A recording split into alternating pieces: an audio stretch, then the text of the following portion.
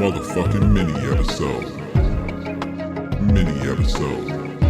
Motherfucking mini episode. Yup. There it is, ladies and gentlemen. Welcome to another phenomenal mini episode of My Mama Told Me, the podcast where we dive deep into the pockets of Black conspiracy theories, and we finally work to prove the theories that you, the listeners, have at home. It's your time, bitch. You're the bitch. Look at me. You're the bitch now. I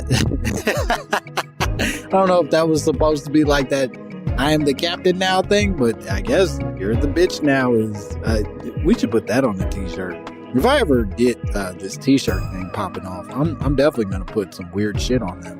Anyway, this is a mini episode. I'm your host, Langston Kerman. I'm excited to be here with you. Today's episode is going to be a unique one in that I tell you guys all the time that not everybody is happy with the work that I do here on the podcast. Sometimes I get people who are a little frustrated with the things that I put out, the things that I say, me being times irresponsible or curt or frankly dangerous. Let's get dangerous with my behavior and the things that I say. And this is an example of one of those times. I think it's important that I make you all aware, that I keep you all abreast of some of the critique that comes my way. And one of these critiques I'm going to unpack today because I think it's important. I think it's going to introduce a good dialogue for us moving forward as comedian and podcaster to listening community. I got a message from a person named Jason. Now, I want to say this about Jason. Jason has sent me messages in the past and has been very complimentary of the show.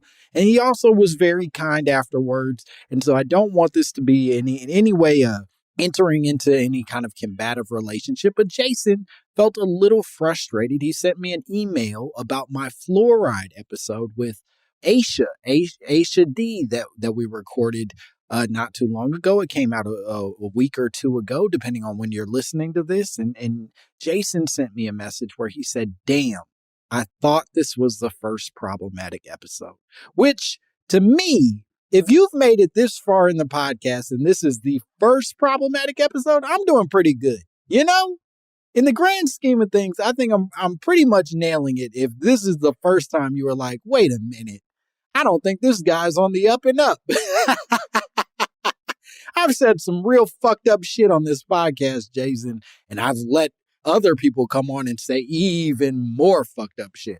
So the fact that this is the first one that hit you wrong, I'm celebrating. But nonetheless, you did have some thoughts to share with me, Jason. I'm going to go on. You said you got to do better research if you're going to have someone on who wholeheartedly believes in a conspiracy theory. I feel like, unlike any of the other previous episodes, this one earnestly promoted a lot of potentially harmful conspiracy stuff. I mean, from the main Wikipedia article on fluoride, you linked it. You said a popular urban myth claims that the Nazis used fluoride in concentration camps, but there is no historical evidence to prove this claim. Well, first of all, Jason, you started this off with something that I couldn't disagree with you more. You got to do better research?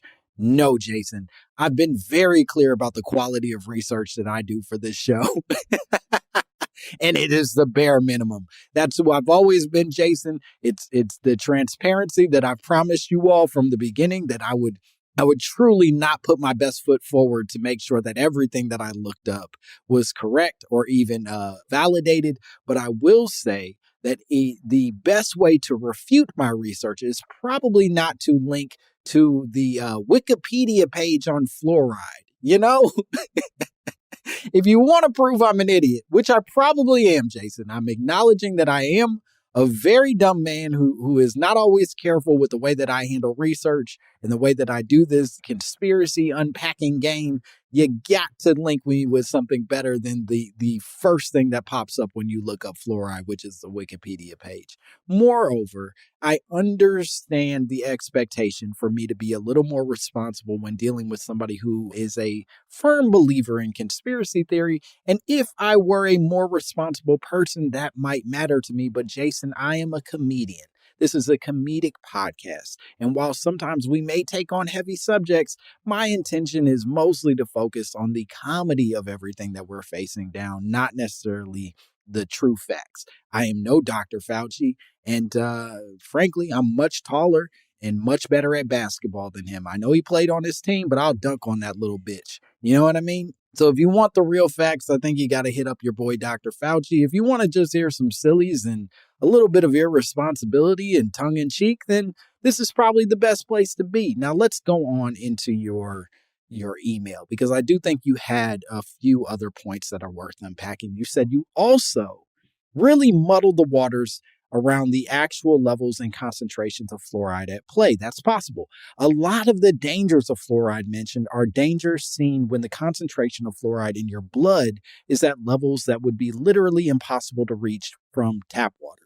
Even if you drank 10 gallons a day, the fluoride blood concentration level differences that we're talking about are orders of magnitude apart. It's like the difference between having an ant on your shoulder or an aircraft carrier.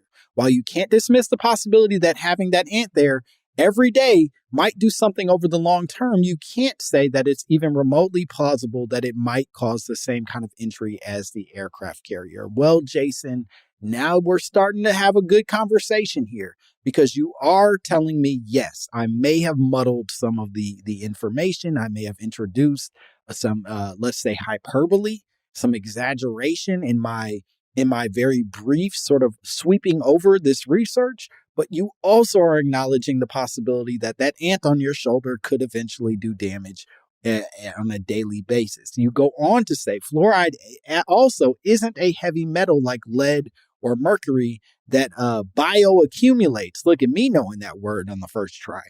Bioaccumulates and keeps building up in your body over time. Unlike heavy metals, your body can naturally process and expel a certain amount of fluoride all the time, and the levels seen in tap water are designed to not possibly be able to exceed that.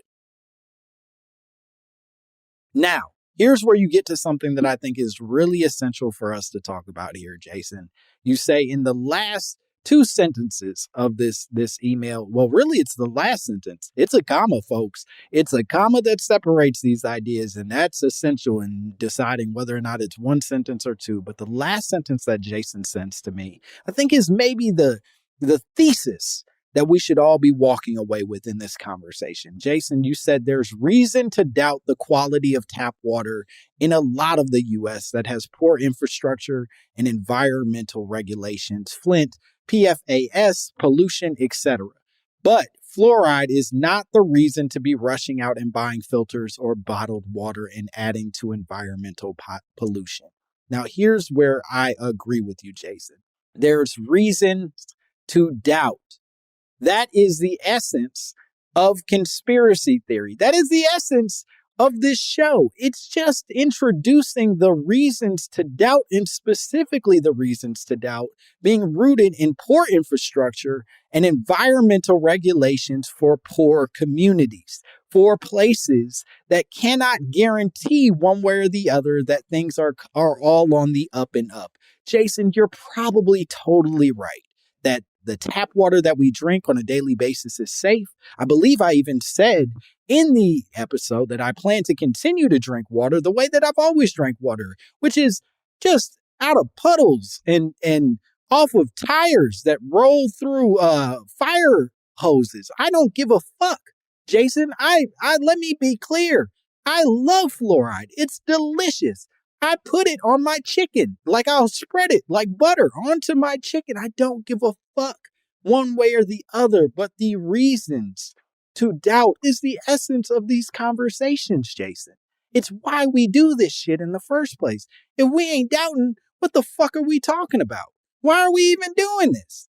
So, Jason, I challenge you to think less about whether or not the research of a comedian